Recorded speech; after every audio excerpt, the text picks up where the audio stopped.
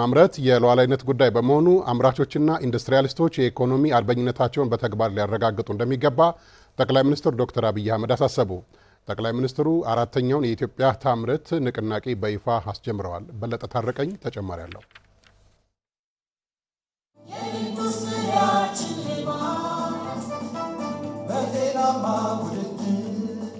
ጠቅላይ ሚኒስትር ዶክተር አብይ አህመድ አራተኛውን የኢትዮጵያ ታምርት ኤክስፖ 2018 በይፋ አስጀምረዋል። ኢትዮጵያ ታምርት እንቅስቃሴ ከዛሬ 4 ዓመት በፊት በ2014 ዓ.ም የተጀመረ ሲሆን ኢንዱስትሪዎችን በማስተሳሰር ኢንቨስትመንትን በመሳብና አምራች ኢንዱስትሪውን በማነቃቃት ለሀገሪቱ የኢኮኖሚ ሪፎርም እውን መሆን የአንበሳውን ድርሻ እየተወጣ ይገኛል።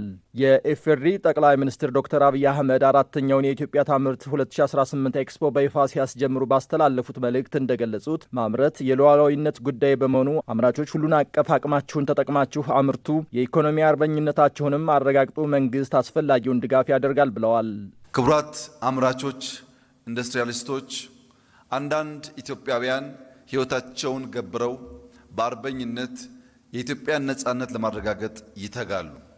አንዳንዶች ዕውቀታቸውን፣ አንዳንዶች ጉልበታቸውን፣ አንዳንዶች ጊዜያቸውን ይሰዋሉ። ከናንተ ደግሞ የኢኮኖሚ አርበኝነት ይፈልጋል። እናንተ ካላመረታችሁ ወታደር ደሞዝ የለውም። እናንተ ካላመረታችሁ የምታዩት ማንኛውም የልማት እንቅስቃሴ ሊከናወን አይችልም።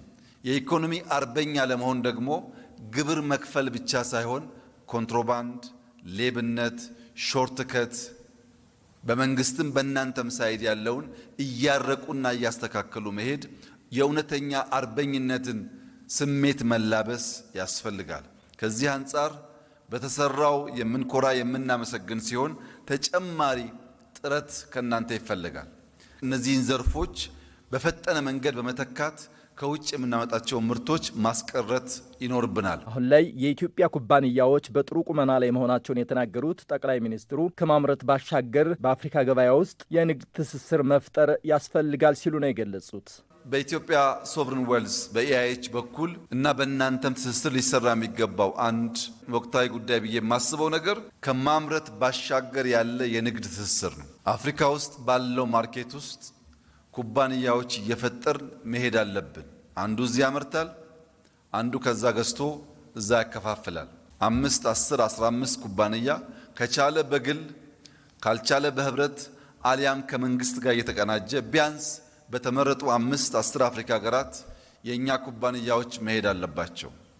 ኢትዮጵያ ትልቅ ማርኬት ያላት ሀገር ብትሆንም በአፍሪካ ውስጥ ያለውን ገበያ ለመቀራመት ከፍተኛ እድል ያላት ሀገር ስለሆነች አእምሯችሁን ማምረት ብቻ ሳይሆን የአፍሪካን ማርኬት ለመሻማት በሚያስችል መንገድ ማዘጋጀት ያስፈልጋል። ከዚህም አንጻር መንግስት የራሱን ሆምወርክ የሚሰራ ይሆናል። የፋይናንስ ዘርፉ ለኢትዮጵያ ኢኮኖሚ የማዕዘን ድንጋይ ለሆነው አምራች ኢንዱስትሪ እየሰጠ ያለው የብድር አቅርቦት በቂ እንዳልሆነና ለዘርፉ እድገት ማነቆ እንደሆነ የተናገሩት ጠቅላይ ሚኒስትሩ ይሄን ችግር የሚፈታ ህግ በቅርቡ ወጥቶ ይተገበራል ሲሉም ነው የተናገሩት።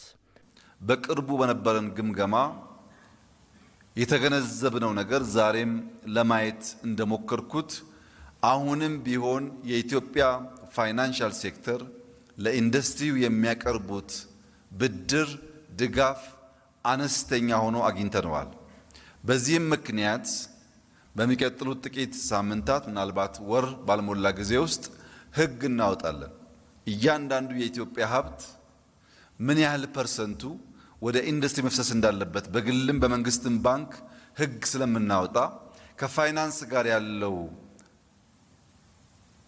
ቻሌንጅ እንዳለ ይቀረፋል ብዬ መናገር ቢያስቸግረኝም አሁን ግን ኢንዱስትሪው ሊያገኝ የሚገባውን ድርሻ እንዲያጣ ያደረጉ ሰው ፈጠር ችግሮች የሚቀረፉበት ህግ ለማውጣት የኢትዮጵያ መንግስት በስራ ላይ ስለሆነ ይህ ለእናንተ ትልቅ ብስራት ስለሆነ እንኳን ደስ ያላችሁ ማለት እወዳለሁ። ማምረት የሉዓላዊነት የክብርና የነጻነት ምንጭ መሆኑን በአግባቡ በመገንዘብ በተግባር ለማረጋገጥ የሁሉንም ቁርጠኝነት ይጠይቃልም ተብሏል።